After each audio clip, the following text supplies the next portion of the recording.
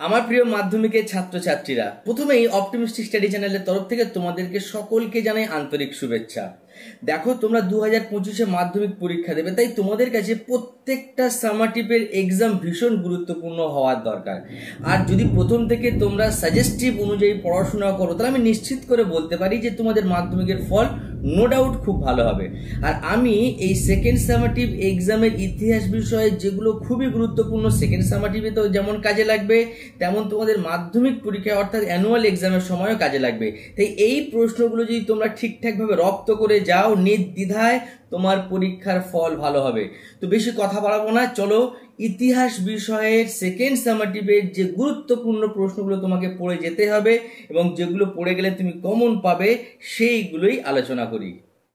চতুর্থ অধ্যায় থেকে যে প্রশ্নগুলো তোমাকে করে যেতেই হবে সেকেন্ড সামাটিভের জন্য শুধু নয়, 2025-এ যে তোমরা অ্যানুয়াল এক্সাম দেবে সেই অ্যানুয়াল এক্সামের জন্য কিন্তু ইম্পর্টেন্ট। আর আমি আশা করছি এই প্রশ্নগুলো করে গেলে তুমি কমন পাবেই পাবে। দেখো, ভারত মাতা চিত্র, এটি তুমি অবশ্যই করে পড়বে। তারপরে 1857-এর যে বিদ্রোহ হয়েছিল, সেই বিদ্রোহের শিক্ষিত বাঙালি সমাজের মনোভাব কী ছিল, খুবই ইম্পর্টেন্ট।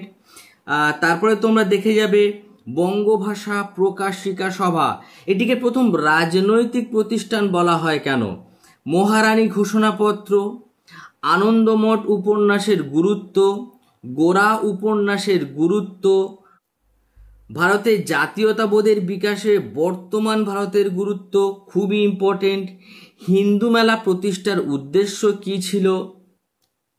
আর চতুর্থ অধ্যায় থেকে আমি দুটো বড কোশ্চেন বলবো, যে দুটো বড কোশ্চেন মোস্ট ইম্পর্টেন্ট। সেটা হচ্ছে মহাবিদ্রোহের অর্থাৎ 1857 খ্রিস্টাব্দের মহাবিদ্রোহের প্রকৃতি ও চরিত্র আলোচনা করো, খুবই ইম্পর্টেন্ট।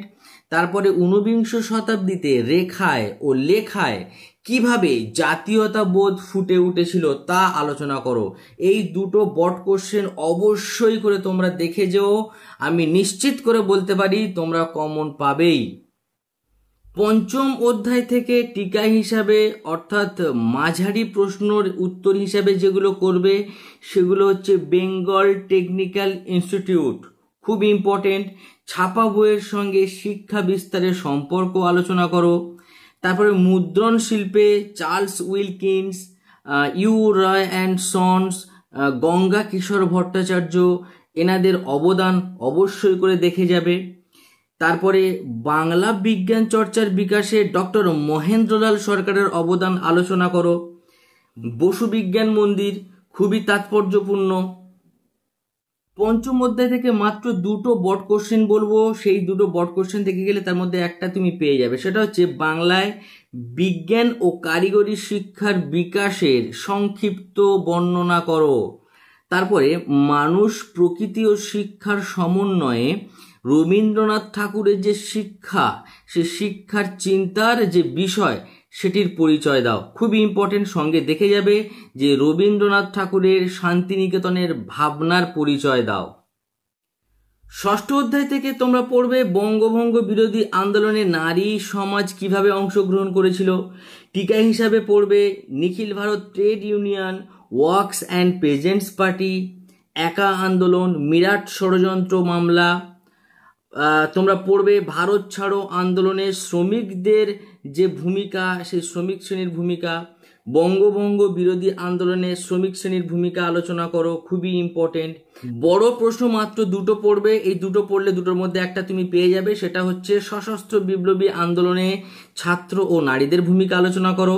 তারপরে 20 শতকে উপনিবেশ বিরোধী আন্দোলনে বামপন্থীদের ভূমিকা কি তা আলোচনা করো। আমি আশা করছি তোমরা যদি এগুলো দেখে যাও, পড়ে যাও, তাহলে তোমার ফল খুব ভালো হবে। তোমাদের সকলের জন্য রইল শুভকামনা। Thank you. তোমাদের সকলের উজ্জ্বল ভবিষ্যৎ কামনা করি।